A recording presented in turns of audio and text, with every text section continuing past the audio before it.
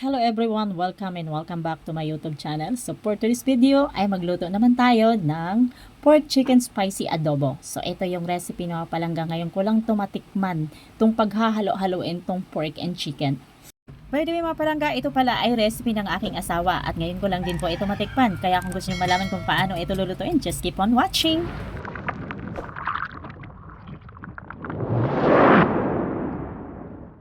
Hello mga palangga, so eto na, pinainit na po natin yung ating kawali. So napapansin nyo po ay hindi po tayo naglalagay ng mantika dahil itong liig ng manok ay mataba. So eto ay isasangag lang po natin hanggang sa lumabas po yung sarili niyang mantika.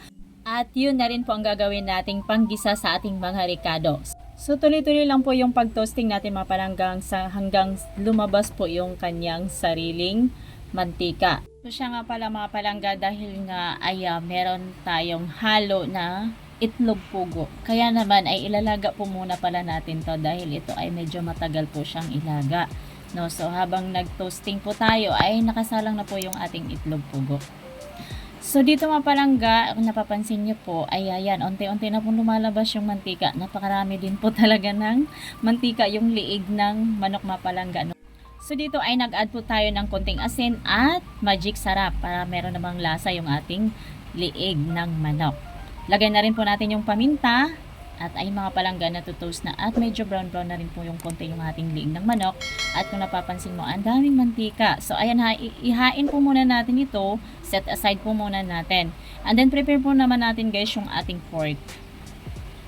So dito, pumili po siya ng 1/4 kilo lang po na laman po ng baboy. So ito po yung ihahalo po natin mga palangga, no, para po sa ating chicken pork spicy adobo.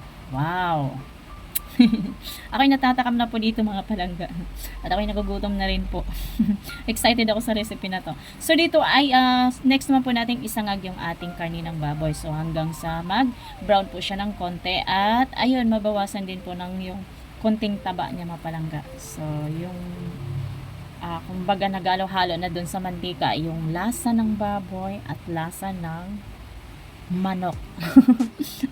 So ayan mga palangga, set aside po muna natin at i-prepare naman po natin yung next nating prepare yung itlog ng pugo. So babalatan po muna natin yung mga palangga. Check natin kung ito ba'y luto na.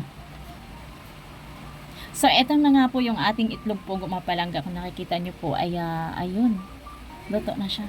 Luto na siya. So ngayon, palamigin po muna natin mga palangga dahil mahirap po siyang balatan na mainit. So ibabad po muna natin siya sa tubig at pagkatapos ay babalatan po natin. 2,000 years later. Ayan na nga at malamig na yung ating itlog na pugo kaya naman ay babalatan na po natin. Kaso nga lang mapalangga akong magbalat nito dahil sa sobrang nipis ng kanyang shell ay pati yung white egg ay natatanggal ko. Kaya siya na lang ang bahala dyan.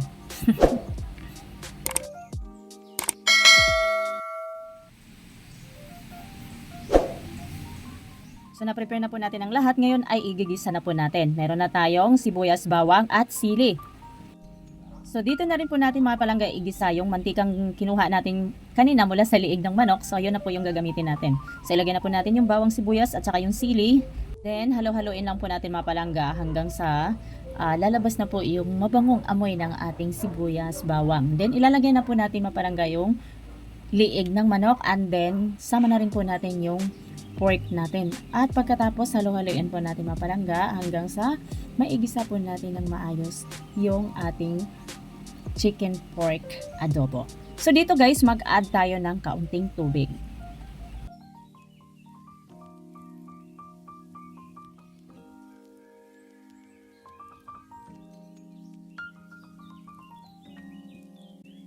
So dito mga palangga ay mag-add tayo ng kaunting toyo.